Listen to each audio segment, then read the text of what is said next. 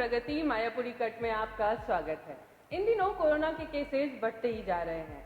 साल 2020 में जहां फिल्म की शूटिंग रोक दी गई थी, वहीं साल 2021 में दोबारा फिल्म की शूटिंग शुरू कर दी गई, जिसकी वजह से कोरोना का संक्रमण बढ़ता चला गया। आए दिन नए केसेस सामने आ रहे हैं, जैसे हाल ही में विकी कौशल, भूमि पेडनेकर और कैटरीना कैफ कोरोना वायरस से संक्रमित पाए गए। लेकिन लोगों को हैरानी तब हुई जब फिटनेस फ्रीक अक्षय कुमार भी कोरोना वायरस से संक्रमित पाए गए। हालांकि उनका अब कोरोना का रिपोर्ट निगेटिव आ चुका है, लेकिन आम आदमी जहां इन स्टार्स के फिटनेस के दीवाने हैं, उनके जैसे फिजिक्स पाना चाहते हैं, उनकी डाइट फॉलो करना चाहते हैं, वहीं दूसरी तरफ इन स्टार्स का कोरोना संक्रमित होना डरा भी रहा है। आज हम इस टॉपिक पर डिस्कशन करने के लिए बैठे हैं और हमारे साथ डिस्कशन के लिए मौजूद हैं फिल्म क्रिटिक और राइटर सिद्धार्थ अरोड़ा साहब। सिद्धार्थ, बहुत बहुत स्वागत है आपका। शुक्रिया Pragati, thank you so much. Mayapuri cut, Mayapuri digital पर मैंने आपका लिखा एक आर्टिकल पढ़ा है, उसकी कई बातों से मैं सहमत हूँ, साथ ही बहुत सारे सवाल भी हैं। आपको क्या लगता है कि बॉलीवुड स्टार्स फिट नहीं है, या फिर आपके फिटनेस के क्या मानने हैं? देखिए प्रगति, मैं ऐसा बिल्कुल भी नहीं कहता हूँ कि बॉलीवुड स्टार्स फिट नहीं हैं, आज नहीं हैं या पहले नहीं थे। मेरी नज़र में एक लंबे समय से, पिछले 50 सालों में बॉलीवुड के, खास तौर से बॉलीवुड के और हमारे भारतीय समाज के भी, क्योंकि बॉलीवुड इसका कहीं ना कहीं रेसिप्रोकल आईना बन के चलता है, तो मेरी नज़र में बॉलीवुड में अब मायने चेंज हो गए हैं फिटनेस के। एक टाइम था जब सन 60 में, सन 65 में धर्मेंद्र थे, वो बहुत फिट माने जाते थे। और धर्मेंद्र को अगर आप उनकी कदकाठी देखें तो वो मजबूत जरूर दिखते थे, लेकिन उनका हल्का सा पेट होता था। और कभी भी हमने ये नहीं सुना कि धर्मेंद्र हों चाहे सुनील दत्त हों, ये लोग कोई स्पेशल डाइट फॉलो कर रहे हैं, बल्कि ये प्राउडली बताते थे कि हम छोले भटूरे खा रहे हैं, हम आलू के पराठे खा रहे हैं, और इसका कोई उनकी सेहत पे कोई खास असर नहीं दिखता था। बल्कि धर्मेंद्र एल्कोहलिक भी बहुत थे और आज भी वो हमें फिट नज़र आते हैं। वहीं अब आप देखिए, थोड़ा सा आगे दशक जब बढ़ा, सन 80 में आए, हम सन 90 में आए, तो उस वक्त हमने देखा कि संजय दत्त और आपके विनोद खन्ना, सनी देओल, विनोद खन्ना थोड़ा पहले थे, लेकिन ये जो स्टार्स थे हमारे, ये भी फिट थे, ये बॉडी बनाने लग गए थे, बॉडी बिल्डिंग स्टार्ट हो गई थी, लेकिन डाइट का प्रोसीजर यहाँ भी शुरू नहीं हुआ था। वहीं अब आप 2001 के बाद आइए, इवन पुराने एक्टर्स में आप आमिर खान को भी देखिए, तो वो डाइट फ्रीक हो रहे हैं। अब जो है फिटनेस के लिए एक दीवानगी, एक पागलपन हो रहा है। और अब फिटनेस शरीर को फिट रखने, स्वस्थ रखने से ज़्यादा शरीर को अच्छा दिखाने की हो रही है, कि किसके ज़्यादा कट्स होंगे, कौन मसल मैन होगा, किसके सिक्स पैक ऐप होंगे। आप मेरी इस बात से सहमत होंगे। इस चक्कर में क्या हो रहा है कि जिस वक्त हम हद से ज़्यादा दिखाने के लिए सिर्फ एक फिटनेस बनाते हैं, हम दिखाने के लिए एक फिजिक बना रहे हैं, उस वक्त हमारी इम्यूनिटी अंदर कहीं ना कहीं कमज़ोर होने लगती है। उसका मैं आपको कारण बताता हूँ। क्या होता है कि पहले जो स्टार्स थे, खाते थे, पीते थे, उस वक्त का जो शोबिज था वो शर्टलेस नहीं था। आज के दौर में जो अब खासतौर से अगर आप टाइगर श्रॉफ को देखें या इस जनरेशन को देखें, विद्युत जामवाल हो गए, ये लोग अपने कट्स पर, क्योंकि इन्हें हर फिल्म में अपनी शर्ट उतारनी है, सारा फोकस इस पे हो गया। अब इसके लिए अगर आप डाइट चार्ट वगैरह उन लोगों का देखें, तो कोशिश ये होती है कि वो कम से कम मसाले खाएं, कम से कम ऐसा फूड खाएं जो बहुत ज़्यादा पका हुआ हो या तला हो या भुना हो। मैं ये कहीं से भी नहीं कहता कि तला भुना फूड जो होता है वो बहुत अच्छा होता है सेहत के लिए, लेकिन इसका एक बेनिफिट ये होता है कि हमारा शरीर जो है वो हर तरीके के खाने को पचाने के लिए, जो हमारा मेटाबॉलिज्म है वो उस चीज़ के लिए तैयार होता है। यहीं अब इन स्टार्स के साथ मुझे जो लगता है ये दिक्कत आ जाती है कि ये फिट तो ज़रूर हैं, दिख भी बहुत अच्छे रहें, पर जब भी कोई कंटेजियस वायरस, जो छुआछूत से फैलने वाला वायरस होता है, कोई भी नई बीमारी होती है, उसके लिए शरीर हमारा रेडी नहीं होता। तो फिटनेस है, मैं इस बात को डिनाई नहीं करता कि फिटनेस नहीं है। फिटनेस का आप ऐसे उदाहरण देख लीजिए कि अक्षय कुमार जरूर संक्रमित हुए, लेकिन अक्षय कुमार साथ के साथ ठीक भी हो गए, एक हफ्ते डेढ़ हफ्ते के अंदर ठीक हो गए। लेकिन हमारा सवाल यहाँ पर यह है कि ये ऐसे स्टार्स जो इतना ज़्यादा ध्यान अपना फिटनेस पर दे रहे हैं, घंटों जिम में बिता रहे हैं, तो ये क्यों संक्रमित हो रहे हैं आम आदमी की तुलना में? तो आपको क्या लगता है कि कोरोना वायरस कैसे अटैक करता है? हाँ, ये बहुत अच्छा सवाल आपने पूछा, क्योंकि बहुत से लोग इस मामले में भ्रांति है कि हम सिर्फ मास्क पहन लें या हम सोशल डिस्टेंस रख लें तो कोरोना वायरस जो है हमें नहीं छुएगा। ऐसा नहीं है। मैं आपको बताता हूँ, इसका बेसिक प्रोसीजर आपको बताता हूँ अपने दर्शकों को भी, कि कोरोना वायरस जो है वो किसी प्लास्टिक, किसी स्टील, किसी लोहे पर, किसी भी रॉड पर या लकड़ी पर भी 6 से 18 घंटे की अलग अलग पीरियड्स है सबका, उसमें वो एक्टिव रहता है। अब उस वायरस जहाँ पर वो एक ह्यूमन सलाइवा से निकलता है, ये एयरबॉर्न वायरस नहीं है। देखिए, वायरस दो किस्म के होते हैं।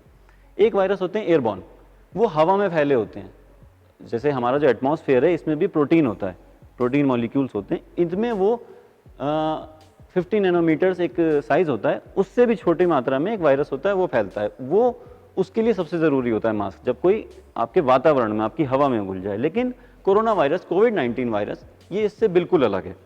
कोविड-19 वायरस किसी के सलाइवा में मिला होता है, जब किसी ह्यूमन सलाइवा में, और वो सलाइवा किसी जगह पर 100 नैनोमीटर का एक बहुत छोटा सा वायरस होता है, वो उस सलाइवा में मिला हुआ किसी स्टील के, मान लीजिए, एक पिलर पर लगा हुआ है।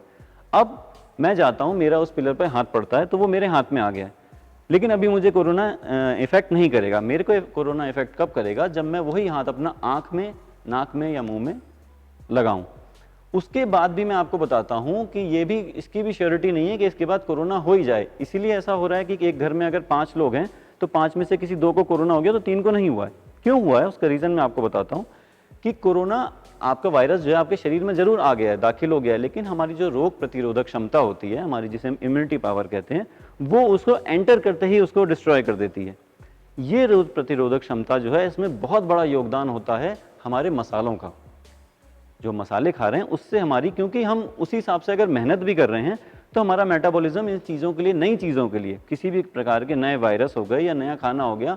जैसे मैं आपको एक उदाहरण देता हूँ छोटा सा, थोड़ा लंबा हो जाएगा ये हमारा इस वाला का सवाल, लेकिन थोड़ा छोटा सा उदाहरण है।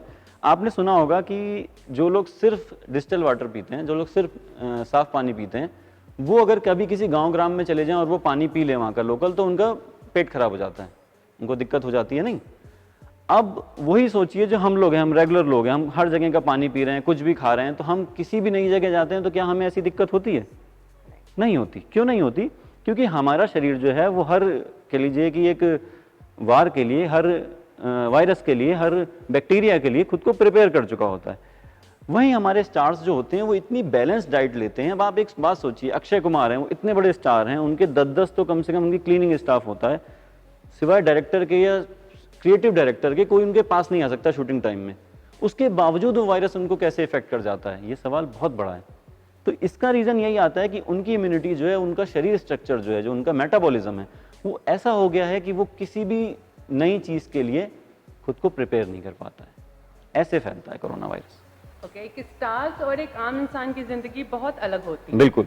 एक स्टार जो है वो बॉइल्ड खाना खाना प्रेफर करते हैं, वही एक आम इंसान जो है पूरा पका हुआ खाना खाता है। तो आपको क्या लगता है कि आधा कच्चा खाना कमजोर बनाता है? नहीं नहीं नहीं नहीं, मैं बिल्कुल भी ऐसा नहीं कहता हूँ। अगर ऐसा क्या नाम है, प्रेडिक्शन जा रहा है कि मैं किसी बात को कह रहा हूँ कि वो खाना कमजोर करता है, तो ऐसा नहीं है।